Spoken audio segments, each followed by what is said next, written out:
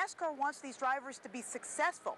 That's why they started their Drive for Diversity program. The time of year that's rivaled by maybe just Christmas in the South. Got that by, you get to sit back and relax, but today it's time to get down to business. Well, I know you don't relax. The Atlanta Motor Speedway has a reputation of being a fast track with few cautions and drama at the end. High school football kicking off 1 week from now, but before the big opening act, one final dress rehearsal. More importantly, how many legitimate bowl teams are there? Teams that are actually going to go into bowls, be favored. When you think Vanderbilt University sports, you think great baseball team, great golfers, pretty good basketball teams, right?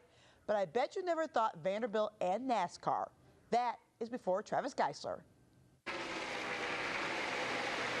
Travis Geisler's dream started with a love of racing. To have the experience growing up racing, my dad still races 3 nights a week at a local level. To grow up doing that, it kind of gets into your blood. And then a chance at the big time. I've run 13 nationwide races in my career as a driver.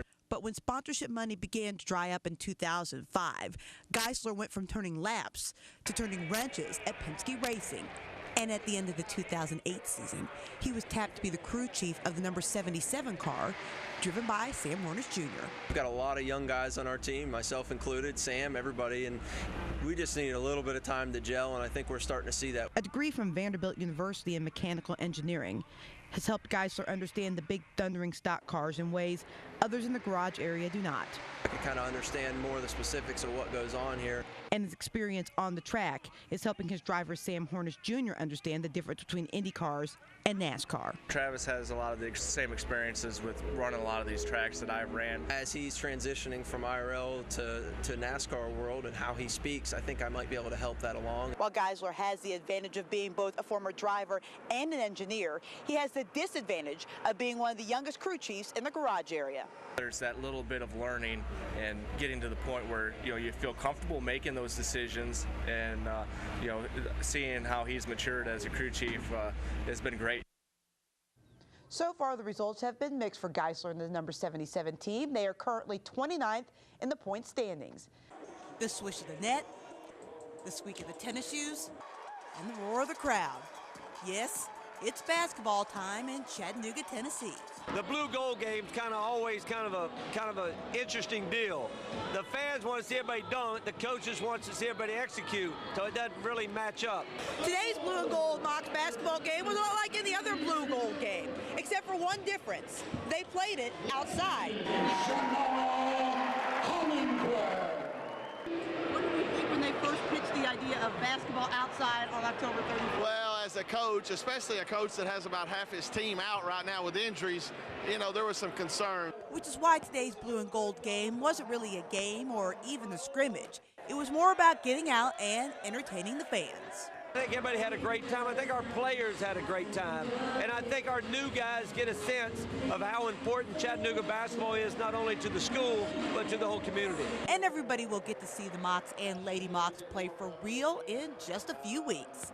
In Chattanooga, Heather Williams, News Channel 9 Sports. I found a friend of yours, Daryl. Coach Mariakis is here. He walked over with a smile on his face, and he said to me, this is as big as it gets. Coach, huge win for your team. Just talk about this, the importance. Both teams were 3-1. This was a big win as far as sorting out the playoffs for you guys. Yeah, it was huge. Fortunate to beat them.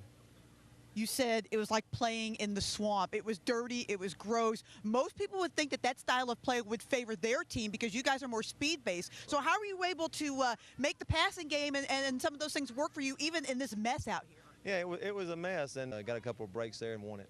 When you're sitting there in the locker room for 2 hours, waiting out the rain, are you changing your game plan? And how do you stay focused for 2 hours in the rain?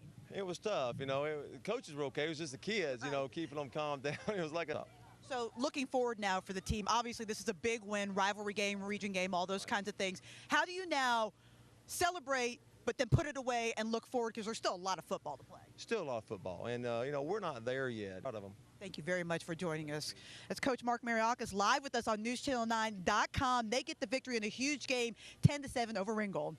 Well, Daryl, on paper, this looked like a mismatch. The Eagles ranked 5th in the state. The Seahawks coming in with a 5-5 record, and when they played this one out on paper, it was pretty much a mismatch as well. First quarter, Eagles on the drive. Andrew Price with a 4-yard touchdown run, and it's 7-0 Signal Mountain, and Silverdale just can't seem to get anything done on the offense. 5 Eagles converge for the sack of Will Amos. It was just kind of that day for the Seahawks. Eagles keep cruising. How about Hogan, Whitmire, Therese Phillips, 14-0 Signal Mountain. They would cruise to the 63-23 final. Signal Mountain will play at Cascade next week. Now that the question of who the starting quarterback will be is answered, the Chattanooga Mocs have been able to get down to the business of figuring out how to improve on their 1-11 mark from 1 year ago. Sunday at Finley Stadium, Chattanooga going through its second full pad scrimmage of the fall. Just as in scrimmage 1, the Mocs ran through a list of scripted plays and scenarios for about 2 hours. Head coach Russ Huesman says he can feel the excitement building as they prepare for the opener in just 16 days against Glenville State. I told him, I said, guys, if we do well and you play well, I said, you guys, this city will rally around you. The Tennessee Vols took Sunday off from camp, but head coach Lane Kiffin probably spent most of the day trying to figure out how to jumpstart the offense, which struggled in its scrimmage on Saturday. We have extremely high standards for our offense, and I don't think anybody in there feels very good about it. But on the other side of it, we feel great about the defense. That's the defense that we saw in the spring. That's the first unit that, intensity-wise, the way they tackled, how physical they played, it's exactly how we expect them to play year-round. The Vols open the season on September 5th against Western Kentucky.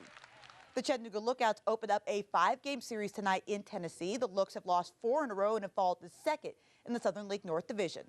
And in the world of NASCAR, Brian Vickers takes the victory in Michigan. That's a look at morning sports. I'm Heather Williams.